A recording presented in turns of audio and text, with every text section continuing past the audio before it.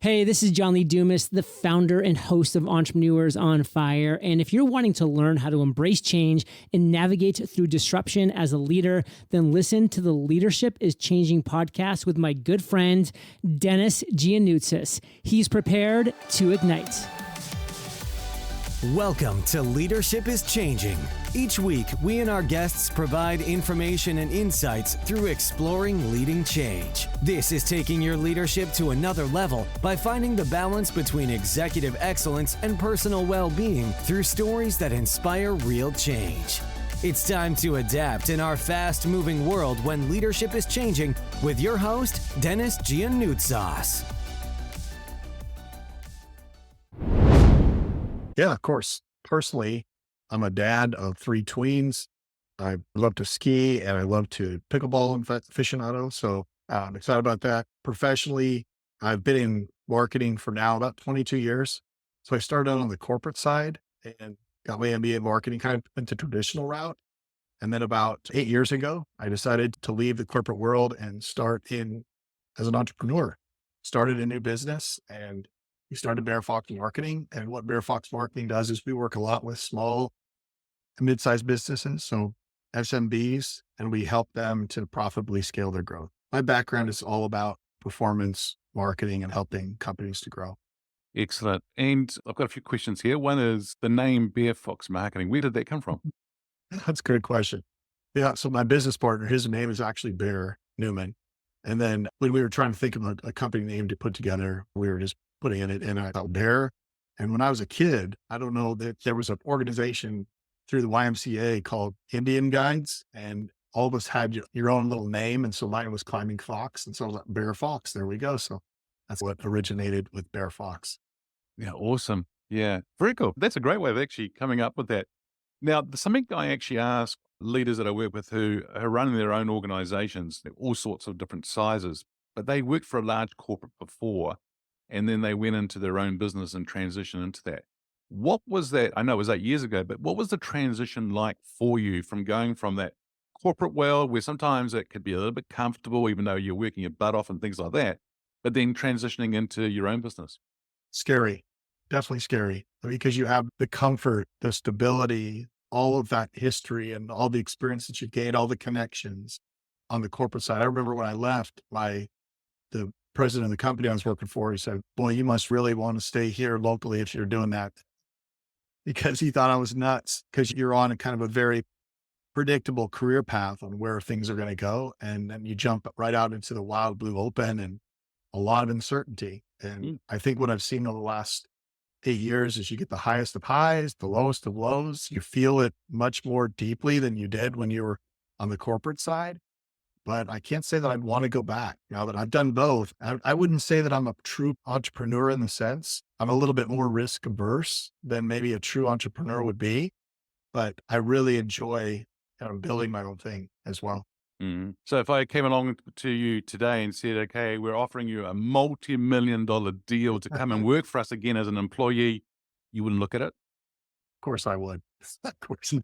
That's good. I'm glad you're being honest there, because I think really where I'm going with that one, listeners, is that at times you just need to evaluate what's right at the time for you, for the family, organization, the opportunity and things like that. So sometimes, but I totally agree with you, Glenn. That Well, it's funny because one thing you hear a lot with people that start their own business is you don't have anybody you're going to have to report to, or nobody you're answering to. But the truth is that's not true. You've got your clients and you answer to them.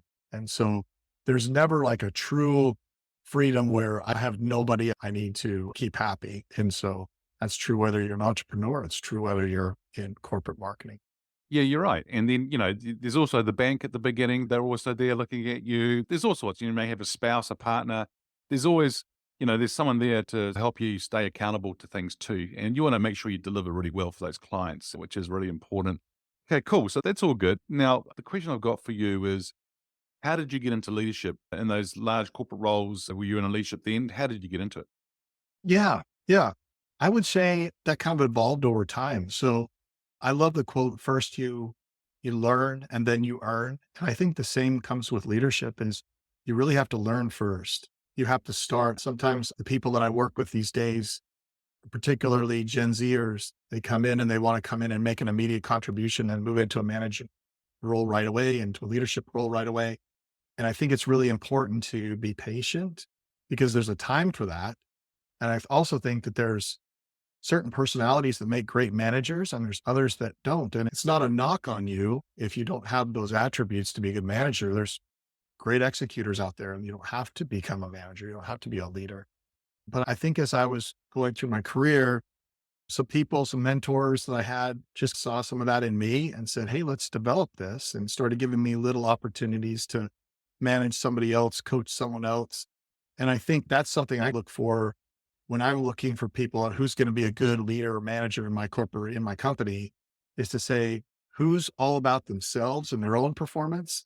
And then who's about how can I help this person or this teammate, and they're more externally focused. And some people, that's not for everybody, right? But those are like some of the things I look for. Who could be my next round of leaders I can develop? Yeah, and I think there's the flip side too, that sometimes as leaders, we want to find someone to go and take that management role, and we look around and there's probably our best executor, a subject matter expert, and we go, oh, you'll be great. And then a lot of leaders don't set them up for success and they fail, and it's just a sad story. Yeah. But I think the big thing here is that and even there's probably people in roles today, Glenn, who I think they're just probably not happy being in the role that they are. And I always say to them, hey, if you don't want to be a leader, it's okay to say so, because there's going to be something for you to go and excel out and do really well. So why not say so rather than being miserable? For sure. I learned the hard way. I've made mistakes of putting people in leadership roles that shouldn't have been in that role. And I think about one in particular example where this lady, and she was fantastic, my top performer. And she had an amazing, she played collegiate sports and very competitive and just very competent in what she did, came in and just did a great job. And so I thought naturally she'd be a great manager. I was like, I want her to teach everybody else everything that she knows. And then I put her in that role and she floundered. It was so difficult for her. And then after about 6 months, we had a discussion and she was just like, I'm way out of my element here. I need to back up. And it was difficult for her because she was so competitive, but she recognized that was not a role for her. And good on her for recognizing that and Yeah. to do so. I had a leader that I gave an opportunity to go into a role as well because they were wanting it. Sometimes people are wanting something, but as you said before, sometimes they're not ready or the patience. He's talked really well, like they wanted the role. So we put him into the role and cry just about every single day, don't like it, things like that. And really interesting to see. So I think sometimes they want it, but when they get given it, they A, are not ready for it, or B, it's a little bit harder than they actually thought it was. Yeah, for sure. And sometimes I think in their mind, they think that's the natural progression of my career, is to move from this into a management to a leadership role. Yeah. And if I'm not doing that, I'm not advancing my career. And so I think as a leader that I have is to say, hey, how can I give people opportunities to develop and advance, even if it doesn't include that leadership or management track? And that's okay.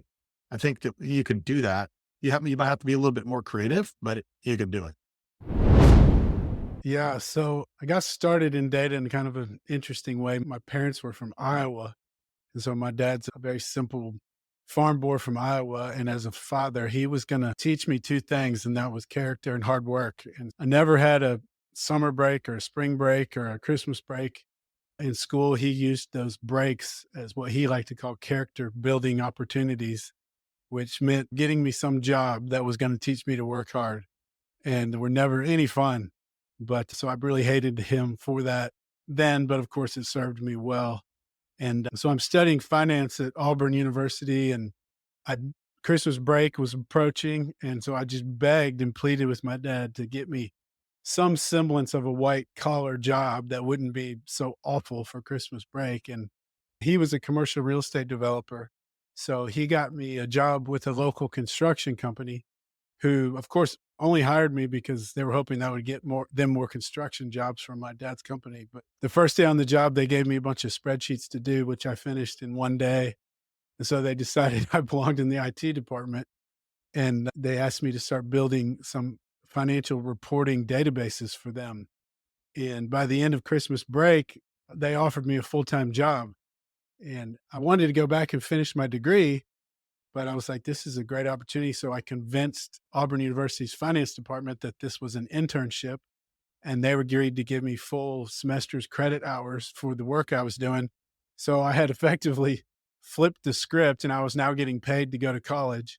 And so that was an awesome experience. And what started out as my dad's character building experiences ultimately ended up laying the whole foundation for my career in data and in technology. And that character building scenario whereby you're going from school holidays and always doing something, we were like that too. So we grew up in the coffee industry, cafes and things like that. And after school holidays, weekends, we were in the shop working and things like that. But you know what? As you said, I think it sets you up beautifully for the future. And it taught us Yes. about work ethic. It taught us about how you can work for things and move things along in your life and your career, which is great learning as well. So that's all good. Now, the other thing too I wanted to ask you here is you've also tell us more about what other things you may have done in your life as well, because you've got this organization. Has there been anything else that you may have done too? Yeah. So that first experience, I've started 9 all data centered companies since then.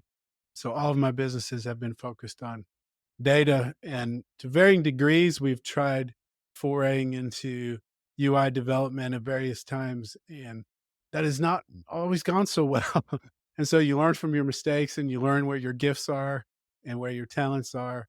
And so in this latest company, we just really focused on what me and my team that have been with me for over 12 years now are really good at, which is data in the back end, data warehouses, data integrations, APIs, all those things, which is why we named the company the Data Group. And it keeps us solely focused on what we're really good and gifted at, which is the back end and the data platforms, the data integrations and REST APIs and all the things that involve data. And have you put a lot of that into a book? Yeah. So writing a book called Data Driven Leader right now that'll come out in the spring, and very excited about that. My first book. It's a lot of work. It's really challenging, but it's a lot of fun. Excellent. And what's that going to be about? Of course, data and using that data to lead is possibly what you're going to be. Is it going to be about? Yeah. So one thing that I just find interesting is so many CEOs, as soon as you start talking about data or technology, they go, oh, I don't understand any of that. Like, you talk to my CTO, talk to my IT team. And it's, wait a minute, you lead every other department of your company, but you outsource the leadership of your IT department. Technology is like the future of everything, right? So why are we not leading? And you may not have understood manufacturing, but what'd you do? You asked enough questions to understand it well enough to set the vision and lead the mission and lead the team. And technology is no different. And if you're smart enough to lead a company, you are definitely smart enough to understand data, which is nothing but strings, dates, and numbers, and technology. And you just need to ask a few questions. You need to understand it well enough, set the vision, set the mission, and lead your technology department, for heaven's sakes. So that's one of the points of the book is, hey, let's stop as leaders. Let's stop outsourcing the leadership of our technology. Let's grasp it. Let's understand it. It's not complicated. And let's be the leaders of our technology departments. It's actually a very good point because I think there is a lot of leaders out there today who don't actually understand the data, depending on where you come from, I suppose is the way to say it. But I think Right. they don't understand it. And you're right. It's them not actually asking those right questions. Knowing that data, how impactful can it be for a leader, for an organization, for a business, if they really do understand their data? What can they do with things? Yeah, I think that is the future of everything. It's the future. Right now, we're in this new shiny object is called AI, right? And everybody's so enamored with AI. So I think it's what I talk about in the book is this is the perfect time for leaders to really lead. And the way you really lead is you say, hey, wait a minute. Let's not go with the popular movement. Let's not go with the grain here. Let's go against the grain. Mm. And let's say, hey, this is this shiny object everybody's enamored with. But we have these new, really game changing technologies in the data warehousing space and these cloud based data warehouses and Snowflake and Firebolt and Yellowbrick, to name a few. And we've never had this capability in data warehousing. So it's the perfect time to say, hey, let's focus on our data and let's get our data in order and let's build a one version of the truth data warehouse in one of these groundbreaking cloud-based technologies. And then we've laid the foundation to finally truly become a data-driven organization. And we've laid the foundation for future AI initiatives because AI runs on data. And so if your data is garbage and you're feeding garbage into your AI machines, we all know what you're going to get. So lay the foundation, build your one version of the truth data warehouse, become a data driven leader, transform your company into a data driven organization. And now you've laid the foundation as AI matures to take advantage of that with good, solid data. Thank you for listening to this episode of Leadership is Changing with your host, Denis Gianoutsos. Each week, we and our guests provide information and insights through exploring leading change, inspiring executives and leaders to adapt and lead a bigger game in a fast-moving world.